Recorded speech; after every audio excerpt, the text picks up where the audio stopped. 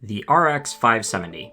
At a time where cheap, fast graphics cards weren't only a consideration, but a competition, the budget GPU scene was a bit of a wild place. Both Nvidia and AMD had very compelling offerings at the low end, and it wasn't always a clear choice either, so people were really paying attention to the new offerings during this time. As a response to Nvidia's new Pascal series cards, specifically the GTX 1050 Ti and the 1060, AMD pushed their previous Polaris cards as hard as they could and re-released their RX 400 cards as the new RX 500 series.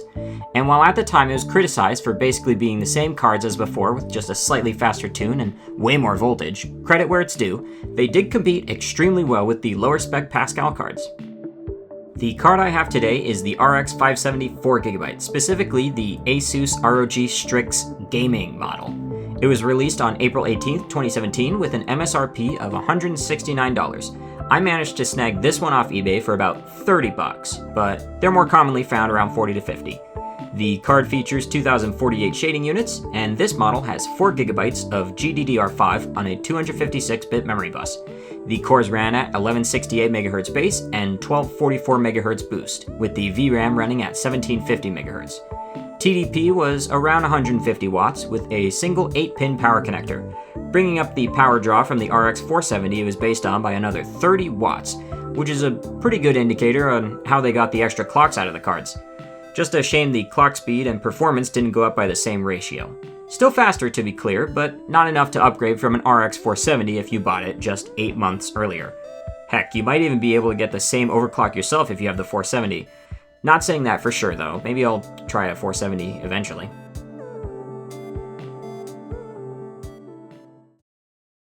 For the benchmarks, the base platform is the same, rocking an Intel Core i7-8700 non-K and 32GB of dual-channel DDR4 running at 3000 MHz. The monitor is 1920 by 1080. And of course, I decided to try and push the clocks just that little bit further. Even with the clocks boosted from the previous generation, maybe they left some megahertz on the table? So I ran Unigine Heaven, maxed out the power limit, and brought the core voltage up by plus 75 millivolts, which I don't recommend moving the core voltage sliders if you're new to overclocking, like me, but I gotta learn somehow.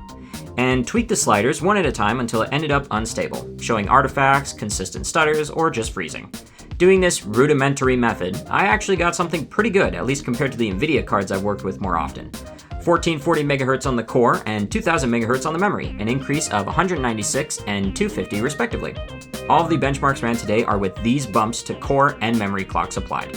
So, it's finally time to see how this 9-year-old AMD budget card is holding up in some more niche games.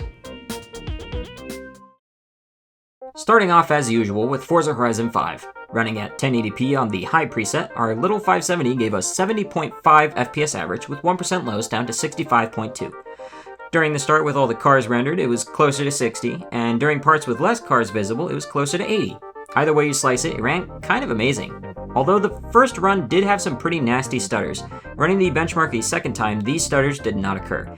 Makes me think it's something to do with loading assets, but hey, I'm not complaining, it was still very playable. Now for a bit of a heavy hitter with Cyberpunk 2077. Running with the medium preset, native 1080p, the RX 570 returned a pretty solid experience. 39.7 average with lows to 34.6. 30 FPS experience in a demanding title like this, not bad, especially for the amount that I paid for this card. I've also decided to try upscaling to hit 60 FPS, if higher frame rate is more your thing.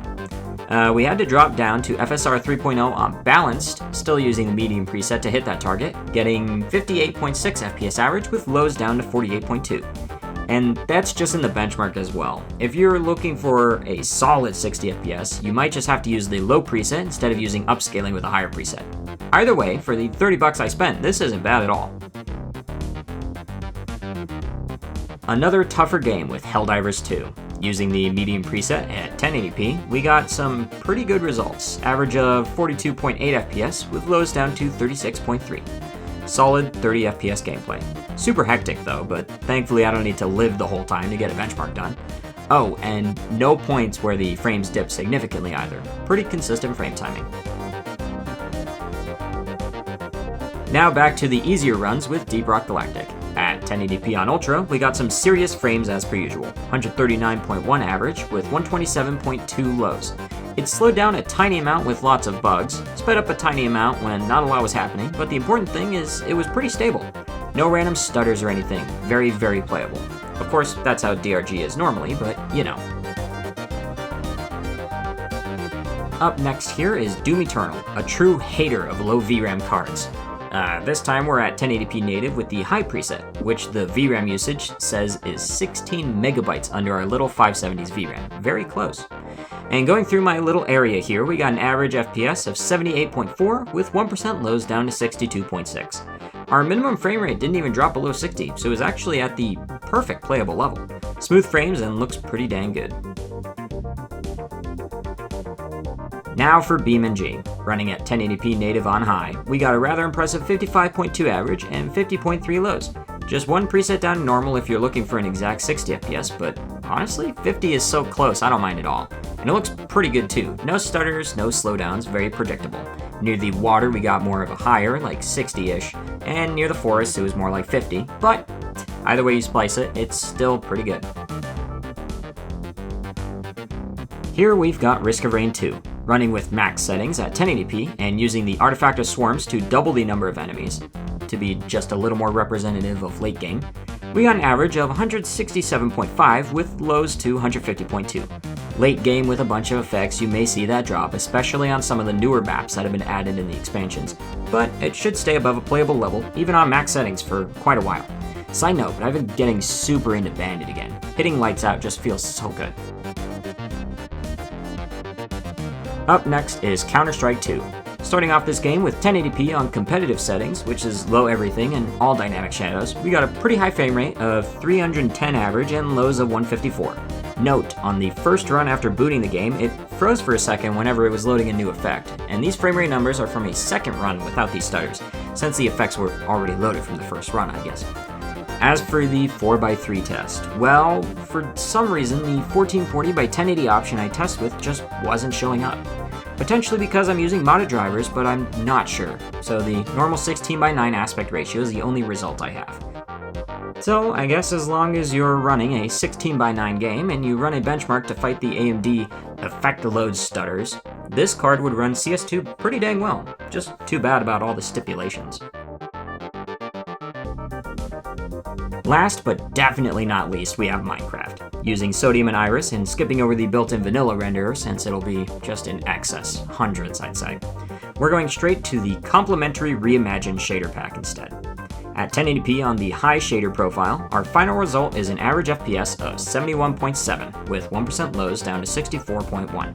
Although that doesn't tell the whole story. I actually encountered a few stutters, someone entering new chunks, so could be my CPU, but I kind of doubt it, and one when I killed the first pig, leading me to think it's once again something about loading any new assets. But if everything is loaded at least, the frame rate was pretty consistent, and above 60 FPS even with a really good looking shader pack. For $30, I'm definitely not complaining that much. Now for the cold hard numbers with the 3D Mark scores. For our RX 570, running Firestrike we got a pretty solid 15,317, Time Spy was 4346, and Steel Nomad was unfortunately not as impressive at 432. That 4GB of VRAM just isn't enough for that final benchmark. You can see double the performance from Steel Nomad when going to a 1066GB, while the rest are neck and neck. So as long as you're not going to run into VRAM problems, the 570 and the 1060 are pretty equivalent in performance. And that just about wraps it up for the RX 570. For the first AMD card I made a video on, but the second I benchmarked after my first 580. It performed super well. Overclocking it gave us almost the same performance as the class above it, the RX 580. And considering the 580 is going for quite a bit more secondhand, maybe a good edition 570 is more worth it, especially if you're looking at 4GB models. The 8GB models are only really worth it if you're playing like the newest games with super high VRAM requirements, and even then you could probably tweak them to fit in the 4GB of these lower model cards. For a budget card, I'd say this RX 570 puts up a valiant fight against the other GPUs in its class from when it released. And if you don't mind a weird asset load stutter here and there, seems like a pretty solid consideration for budget gaming.